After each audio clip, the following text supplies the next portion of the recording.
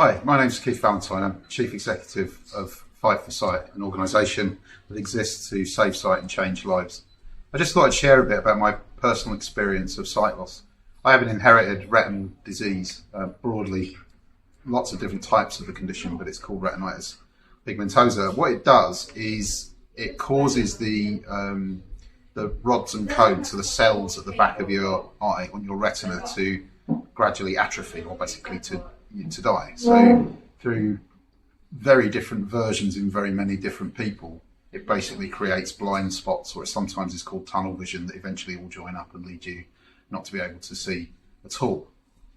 And that's a primary condition I've got. But one of the strange side effects of that is a condition called Charles Bonnet Syndrome, which is, I think, one of the most unusual things and quite a surprise, an intriguing surprise for people in understanding sight loss. Because in the process of the eye disease, retinitis pigmentosa, as my retina starts to decay and atrophy, the macular field, which is the middle of your eye, which for everyone, as you look around, the thing that's giving you the most detail is the macular field of your eye, starts also to atrophy. And through a process that no one really understands yet, although research is going on, the gaps that exist between where you can see as your retina breaks down causes your brain to, and this is not scientific, this is a personal explanation, causes your brain to, if you like, place things into the environment that aren't actually there as one of the processes by which it considers the information that's coming in through your eyes. But put in a straightforward way, you start to hallucinate. Now, I think in saying that even out loud, I can imagine people may think all sorts of things about hallucinations and how they can be affected. But the strangest thing for me in experiencing this is that actually, as you experience the hallucinations, they're not wild and wacky. It's not like one of those trippy 70s cartoons where things start to shoot around and you're seeing different kind of characters. It's actually very realistic.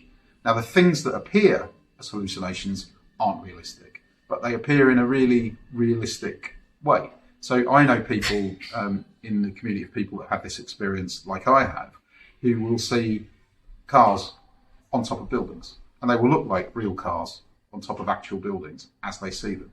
I've known people to see, at the other end of things, little goblins riding round in Regency coaches in their house. I know this sounds so remarkable and strange.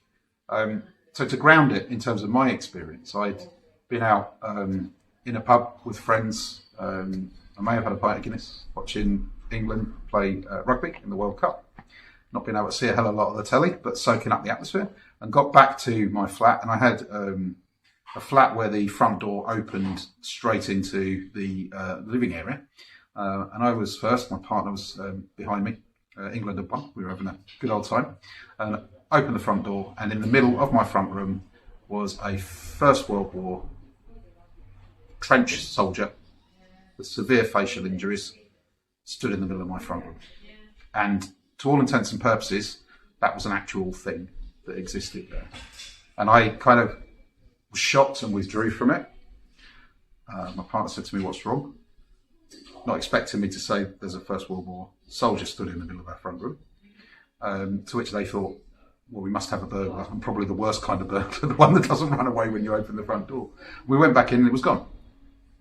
So I don't know what I put it down to at the time, but that particular hallucination, which happened now some 17 years ago, has been with me through the whole of my journey as my eyes have deteriorated or whatever else. And now crops up in the street sometimes, or I can be at a work meeting and they'll be outside a window. And because my eyes are getting bad, everything's kind of blurred and some things are clear and not, and it's quite a confusing condition for me to experience, but I think also for people to understand why sometimes it can look like you can see them, but sometimes you can't. But as things get more blurry and dark, the hallucinations remain with the same clarity, which is a really unusual thing to experience, because when it started, it was pretty much a lot of clarity with another strange thing in the mix. But now, it's often the only thing that I can see with any clarity.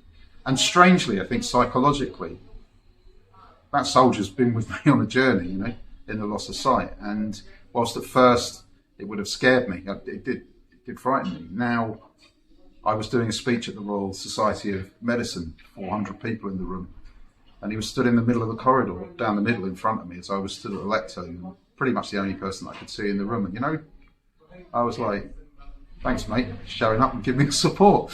That also might sound like I'm going a bit crazy with it all, but what I would say is that because this condition, this Charles Bonnet Syndrome, really affects people with macular sight loss, so that, as I was saying, that loss of sight in the middle of your eyes, which gives you your acuity, most of the people that get that sight loss are significantly older than me. I'm 57 now, so it started when I was in my late 30s, early 40s. But I can imagine, particularly if you think about the way that elderly people live their lives, and people that experience macular disease are often older, and some of the things that are identified in that can often be sort of like loneliness and sort of distance from communities and all those things. If you suddenly start seeing those things and you're on your own, the impact that can have, perhaps when you don't have the support, infrastructure and community that, you know, that I have from working at Fight for Sight and from the people that I've met, wonderful people that I've met through the years, it can have an impact different to that I have.